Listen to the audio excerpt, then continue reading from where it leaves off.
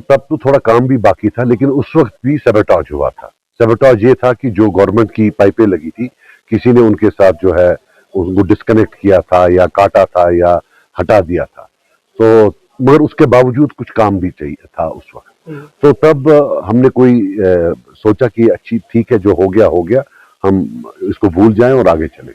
तो आज भी रात को कोई गया है और उसको काटा है बीच में और 5 पाइपों को उखाड़ दिया है। तो मैंने डीसी साहब से भी बात की है और मैंने पीएचई के महकमे से भी बात की है। कल सवेरे इनके खिलाफ जो है एफआईआर लगेगा। अभी तक तो ये नामालूम अफराद हैं जिन्होंने ये किया है, मगर जबकि वहां इंडिकेशन से मशीन लगी है तो फिर वो पुलिस का काम है ढूंढ निकालना कि ये जो 15, 16, 17 करोड़ की इतनी बड़ी एक पिछले 10 साल से 16-17 में शुरू हुई है और अब खत्म इंशाल्लाह हो जाएगी, जिससे कि बहुत सारे गांवों में यहाँ लोअर राजवार में पानी आएगा।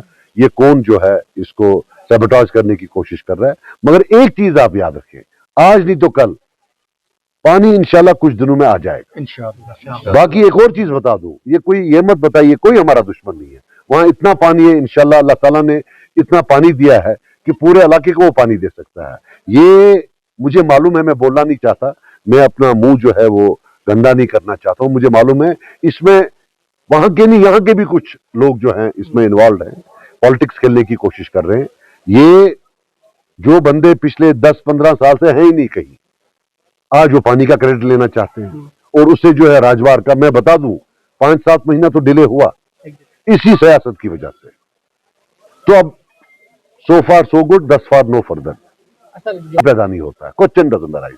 अब एक ओपन चैलेंज है, आकर रोक ले, देख ले। आपका मैं तो कह रहा हूं हम एफआईआर के लिए 100% एफआईआर होगा और ये सवाल ही पैदा नहीं होता है। वो कैसे होगा? पब्लिक प्रॉपर्टी है, सरकार की प्रॉपर्टी है। ये कौन है? जब हम घर में होते हैं हम तो 5 पैसे का नुकसान नहीं करने देते हैं। ये क्या होगा कोई आकर जो है मशीन से, वो भी मोटराइज्ड मशीन से काटी है, बिल्कुल क्लीन कट है, मोटराइज्ड मशीन से काटेगा, वो सवाल ही पैदा नहीं होता है। वो हम होने नहीं देंगे।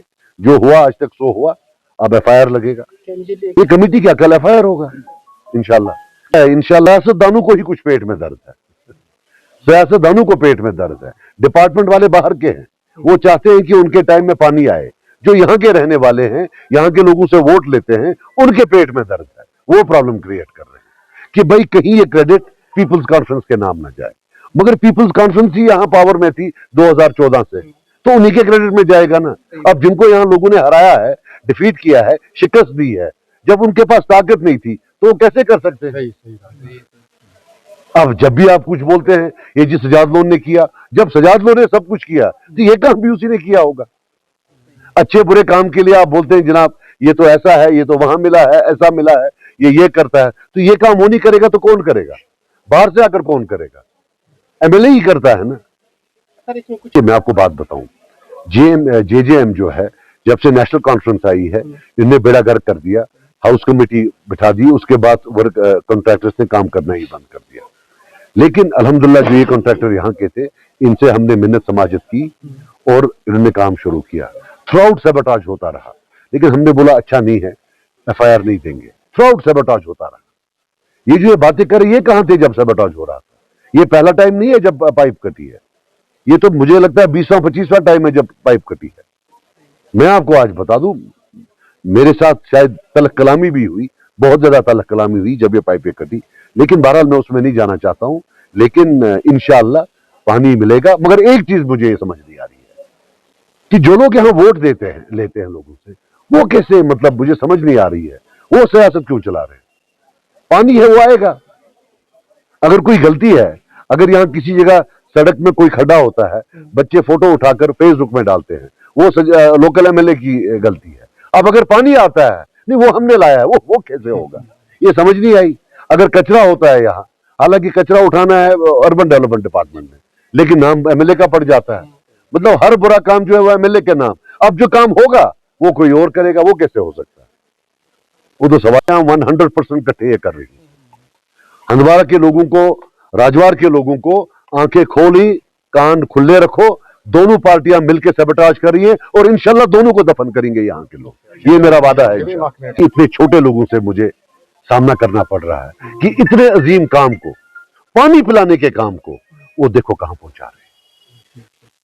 मीश कहते गलती गमुत अकोई चीज में खुदा या मेरे अल्लाह, जब भी मुझे लड़वाना हो किसी बहादुर से लड़वा, मजा आता है बहादुर से लड़ने में। ये छोटा आदमी जो झूठा आदमी हो, बात बात पर झूठ बोले, दिल खटा हो जाता है, दिल खटा हो जाता है। मैं शुक्रगुजार हूं आहत साहब का कि मुझे नाम नहीं लेना पड़ा, दिल टोटल खटा हो जाता है कि एक बंदा बैठा हुआ है 2014 की पार्लियामेंट में हारा है, यहां हंदवारा में 2014 की असेंबली में हारा है, 2019 के पार्लियामेंट में हारा है हंदवारा से, 2024 के पार्लियामेंट में हारा है हंदवारा से, 2024 की असेंबली में हारा है, 5 बार हारा है, लेकिन ना शर्म है, एक चोरी और फिर सीना जोरी।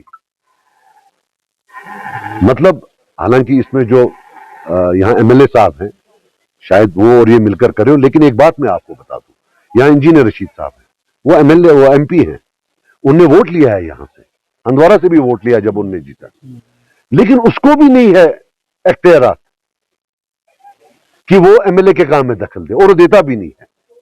तो इसको कहां से इख्तियारात है?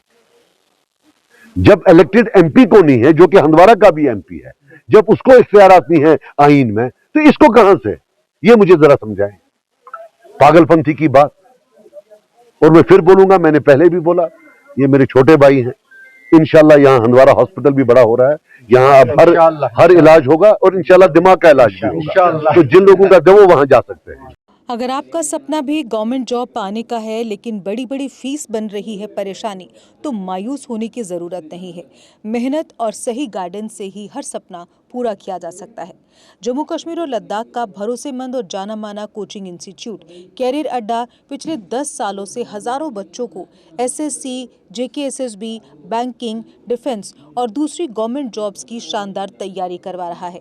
सबसे खास बात यह है कि यहाँ बच्चों को बेहतरीन गाइडेंस के साथ ऐसी तैयारी करवाई जाती है जिससे उनका सिलेक्शन आसान हो सके, वो भी बिना किसी ट्यूशन फीस के। यानी यहाँ आपको मिलेगी फ्री कोचिंग। कैरियर अड्डा में सिर्फ क्लासेस ही नहीं बल्कि हर एग्जाम को क्रैक करने के लिए शानदार मॉक टेस्ट सीरीज भी उपलब्ध करवाई जा रही हैं, जो बच्चों की तैयारी को और मजबूत बनाती हैं। जो बच्चे सेल्फ स्टडी कर रहे हैं वो भी इस सुविधा का फ़ायदा उठा सकते हैं। इसके अलावा बच्चों के लिए फ्री डाउट सेशंस भी रखे जाते हैं, जहां हर सवाल और हर परेशानी का आसान तरीके से हल बताया जाता है। कैरियर अड्डा की मेहनत और बेहतरीन टीचिंग का नतीजा है कि आज 3500 से ज़्यादा बच्चे किसी न किसी सरकारी नौकरी में अपनी खिदमत अंजाम दे रहे हैं। अगर आपका भी सपना 2026-27 में गवर्नमेंट जॉब हासिल करने का है तो देर किस बात की, आज ही जुड़िए कैरियर अड्डा इंस्टीट्यूट के साथ और अपने सुनहरे मुस्तकबिल की शुरुआत कीजिए। हमारा पता है कैरियर अड्डा इंस्टीट्यूट, नियर गुरुद्वारा, रिहाड़ी चुंगी, जम्मू। जम्मू कश्मीर की खबरों के लिए जुड़े रहिए जीके अपडेट के साथ।